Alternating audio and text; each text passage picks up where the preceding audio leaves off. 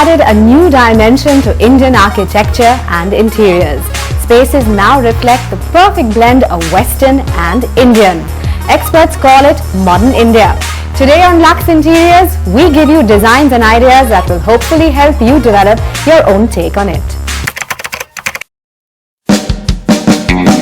To me, modern Indian design would mean an interpretation of the Indian way of living. I think go to any Indian home, you'll find an Indian Muda sitting next to a Western sofa and is happy. It could be the Baitak system been interpreted in the modern way, where we design modern divans or the low seating. There is a really strong universal language, but it's still very English, still very Indian. How can Indian concepts be applied to contemporary spaces? On the show today, we take you to 3 homes and their unique styles that make them modern India. Besides this, whether it's your wall, your floor or your sofa, give it a distinct stamp with our surface guide. And for the perfect jugalbandi of East and West, get our list of home products into your space. If you thought modern Indian architecture and a traditional Indian lifestyle didn't go together, think again. Architect Manish Gulati recently merged the two in one of his projects.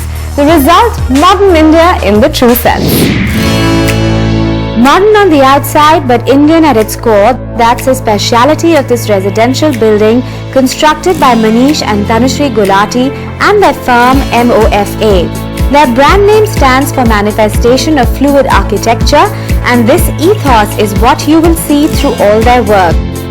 A mix of structure and fluidity and creating contemporary projects with a global appeal is what they work towards. This home in Delhi was built for a joint family with 3 generations of the family living together. While the family wanted the kitchen, dining and living areas to be common and a place for family togetherness, they wanted the bedrooms for each family unit to be separate and thus private. This is how the concept of individual spaces around a central courtyard turned out. The courtyard here is this open space that runs from the basement to the roof. The ground floor is an elevated one which has a swimming pool in the courtyard area and a master bedroom with the living and dining areas surrounding it.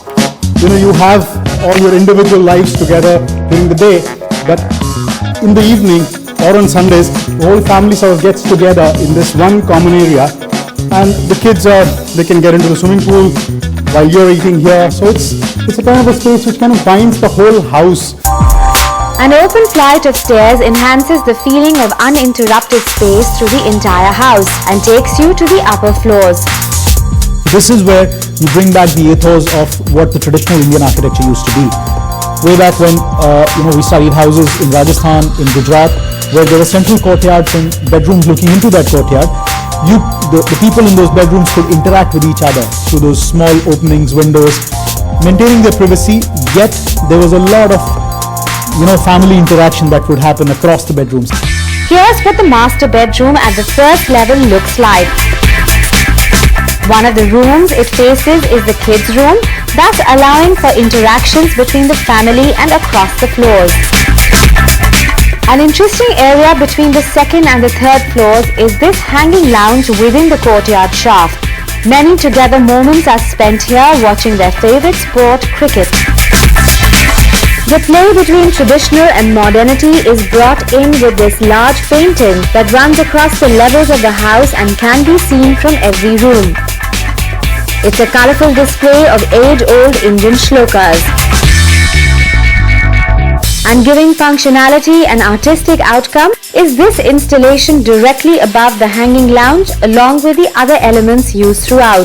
When you talk about modernity in Indian architecture, it's the redefinition of a lot of elements. It starts off from, you need air conditioning today in these houses. So we redefined what air conditioning was. We designed an entire installation which was an AC duct with lights hanging from the top. It becomes like an art piece in the whole house. The use of textures of natural concrete, redefinition of the traditional jalis done in steel, and the use of glass in the entire house. That every space in this home has been put to good use can be seen at the top, which is the terrace garden, and the basement, which has been planned as the den and the party zone of the house. In a house like this, the moment you connect these individual levels of the floors, the whole space expands. For a 300 square yard house in Delhi, this literally feels like the double the amount of space, just because of these open volumes and the light that comes into it. So the next time you plan a family home, try the use of a courtyard with glass employed strategically around the house, whether it's the windows, the skylight, as well as the connecting stairways. This will help you enhance the feeling of space and create an interactive family home. If you're looking to give your space a quick contemporary or then an ethnic look, try using carpets and rugs. With so many styles and changing trends, I'm sure you could do with some expert advice. Sonali Thakur, stylist at the magazine AD India, shows you how useful and creative rugs can be. So rugs are a great way to add warmth and brightness to your room.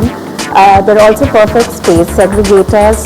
Just the groundwork, I think you should start with a rug and then start building with the rest of the pieces in your house, then around it or on it. While a long rug can single-handedly jazz up a space, what's in vogue is mixing two colors. I think it's very essential when you're choosing colors for a room. Obviously, you pick the color, your favorite colors, but also keep in mind to work with, say, two color families. So, for example, we worked with purples and greys together in a combination, and it worked out really beautifully. Then we also looked at emerald greens, but we balanced it with, again, a very stark color like a black. The other schemes that we also kind of experimented with were like mustards alongside deep blues, deep sea blues, and pinks with beiges, yellows with browns. To know whether your rug is keeping up with the times, here are some trending styles.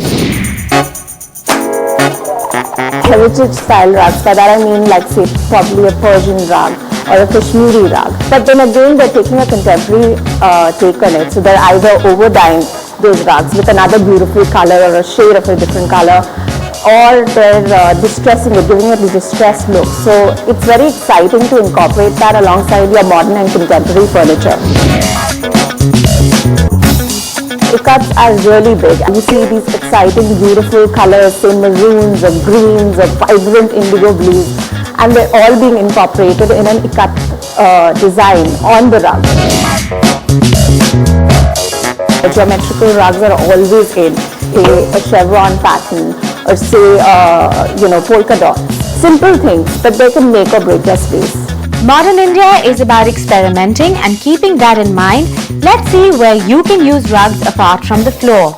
You can really use it from on your floor to on your sofa to hang it on your wall actually as a piece of art. So say you go to Chor Bazaar, you come across an interesting antique rug, just buy it. There's so many various manners in which you can hang it and light it, but it would look interesting.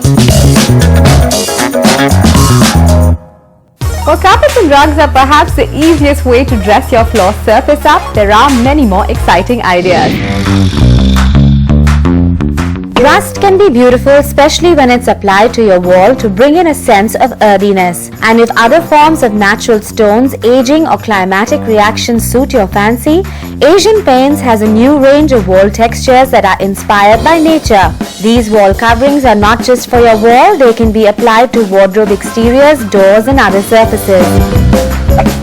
Generate a design on a computer, get it crafted on stones like granite and marble using specialized machines, and the outcome are these incredibly detailed surface cladding options from ODYSSEY. Inspired by the paper folding art of origami with its Ishikiri collection, or adding a new twist to India's prevalent jali work with their breathing space collection, get set to change the way you look at stones so commonly used in interior architecture. When it comes to flooring, Bharat Floorings has been the master at reviving the traditions of India. While creating vintage and heritage style floors is their forte and an option you could consider, they have an equal range of contemporary styles. Their latest innovation is this lit up surface cladding option. Using fiber optics cables and a light source at its end to illuminate these flecks set in concrete, this could be the new look you give your floor or even your walls. Designer Shefali Chaudhary Devanji provides you with another flooring option with these concrete tiles with brass inlays. These again can be used for your walls too. For the fabrics in your space, you could fall back on India's love for linen and silk. Created by the frontrunner of reviving Indian textiles, Neeru Kumar, these fabrics are naturally dyed and hence no parts of the same fabric will be colored alike. You could use them on cushions, sofas, curtains and even as framed wall pieces, and they will quietly give your home a made in India look. Here's another unique option for the furnishings of your space, or you can even use it as a screen. Available at Shades of India, this consists of swatches of varied fabrics that have been bonded onto a cloth net. It's bohemian, it has mixed influences, yet a strong Indian accent. That's Shabnam Gupta's project after the break.